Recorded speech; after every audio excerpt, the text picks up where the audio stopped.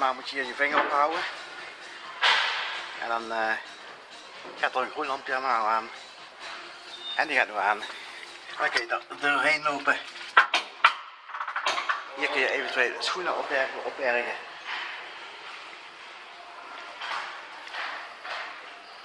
En hier heb je natuurlijk na het douchen de mogelijkheid voor je haren te fijnen en te drogen.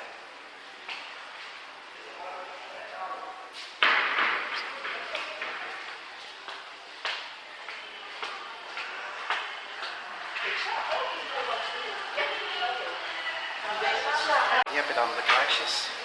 Zo, het zwembad staat hier binnen aan het buitengedeelte. Buitengedeelte is de waterspuittuin voor kinderen. Met een bak van 30 liter water. En ja, daar kun je dus niet uitglijden, speciale vloer aangelegd. Daarvoor hier in het binnengedeelte heb je natuurlijk zitplekjes, een kinderbad, een grootbad. En natuurlijk twee heel mooie glijbanen van de boer. Waarvan eentje nogal behoorlijk moet ik zeggen, pijnlijk is als je niet oplet.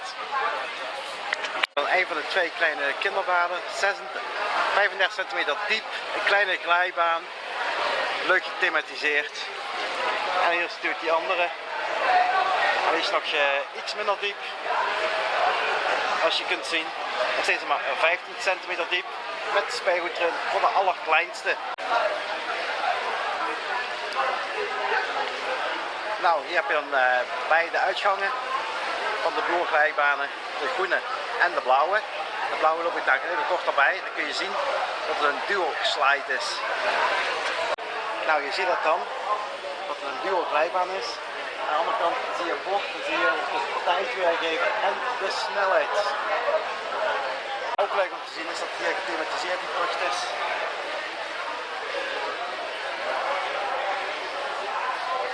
Nog een bubbelbad waar je in kunt zitten. En natuurlijk wel lekker warm zeg. Oh, van ellende, wat eet. Ook stoomcabine hebben ze hier nog, maar daar ga ik liever niet in. Dat is veel te heet. Hij is trouwens toegankelijk vanaf 14 jaar. Hier zie je dan dingen wat wel mogen, wat niet mogen. En hier natuurlijk ook nog iets. En natuurlijk een leuk kopje tussen. Daar heb ik een paarse vlag. Het kan hier best wel glad zijn. Nou, hier heb je dus compleet het zwembadoverzicht. Dan ga je nog een trap onderover.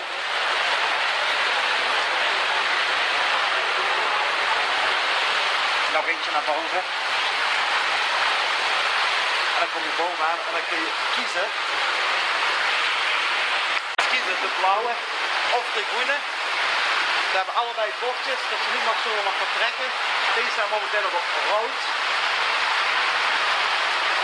Dat betekent dat ik er niet vanaf mag. Hier heb je die groene en deze is wel al vrij. Nou, ik ga maar een ritje maken. De glijbaan. En deze glijbaan heeft ook de verlichting aan boord.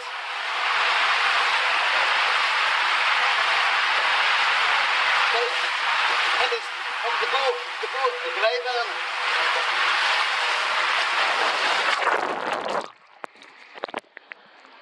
Nou, de Shark Racer is gebouwd in 2018, 77 meter lengte.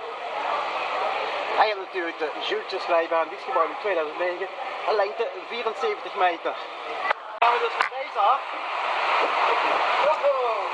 Dit is maar een dubbele glijbaan. Er komt best wel een rakelklap op.